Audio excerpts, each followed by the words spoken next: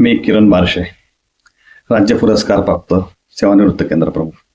माझ्या या सुसंवाद मनाचा मनाशी या चॅनलमध्ये आपला सर्वांचं स्वागत आहे.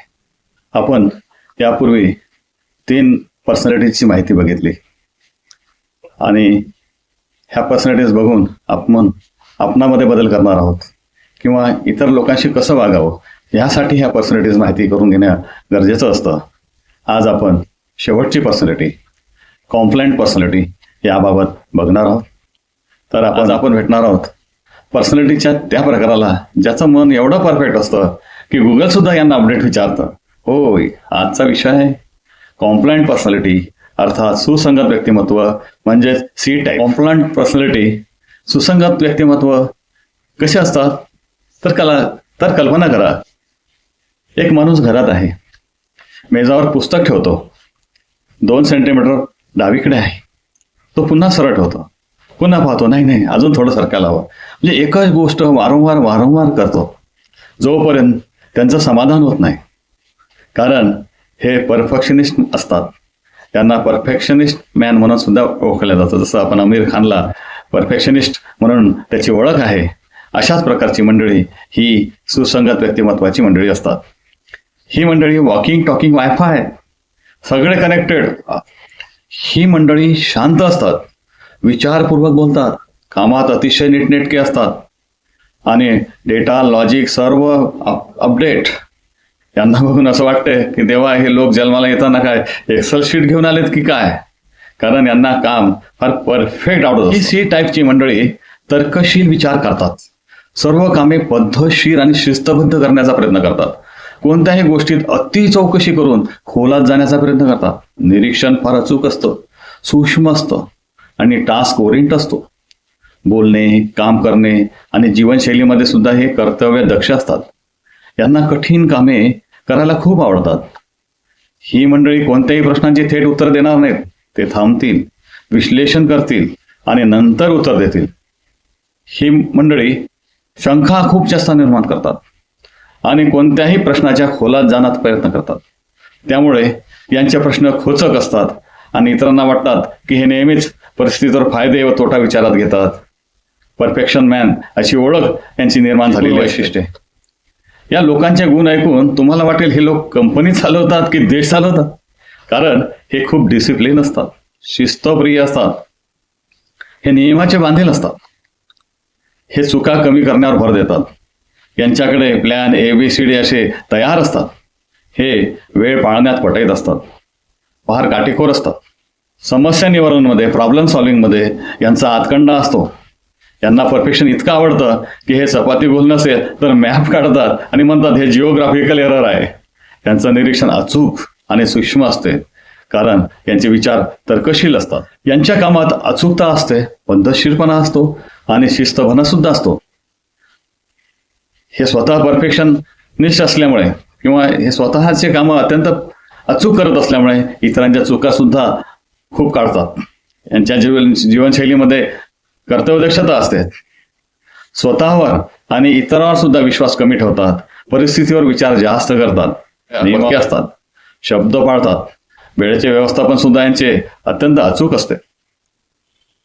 जसे यांच्यामध्ये गुण आहेत तशा त्यांच्यामध्ये काही दोष सुद्धा आहेत. तर आपण दोषी मंडळी ओव्हर थिंकिंग करतात, डिसिजन घेण्यात खूप वेळ घालवतात.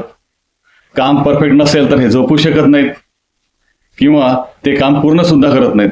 त्यामुळे इतर लोक बोर होऊन जातात, इतरांच्या कमीपणाला पटकन वगळतात आणि त्याच ठिकाणी कठोर शब्दामध्ये बोलतात. स्वतःवर सुद्धा हे खूप कठोर असतात. काम छान झालं, ते म्हणतील छान म्हणजे काय हो, 8 पैकी फक्त 7.5, आणखी 0.5 व्हायला पाहिजे होतं. त्यांचं मेंदू म्हणजे 24/7 चालणारी मशीन आहे. कधी कधी लोकांना वाटतं हे असतात का की असण्यापूर्वी प्रोसिजर करावी लागते. चौकस असल्याने यांचा गोंधळ उडण्याची आणि निर्णय घ्यायला उशीर लागण्याची शक्यता असते.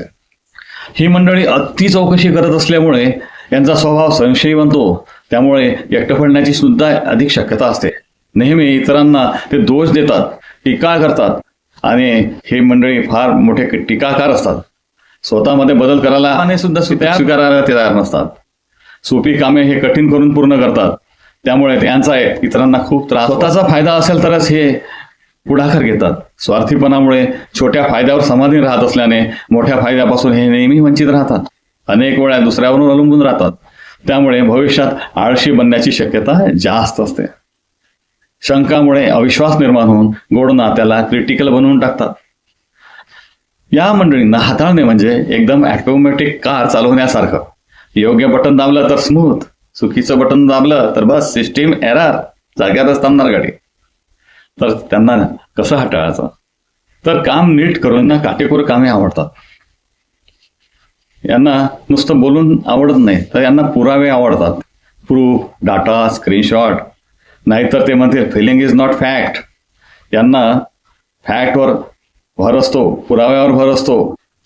भावनेला हे महत्व द्या. लोकांना वेळ द्यावा लागतो. घाई केली तर ते म्हणतात एकदा क्वालिटी निवडा किंवा रद्दी.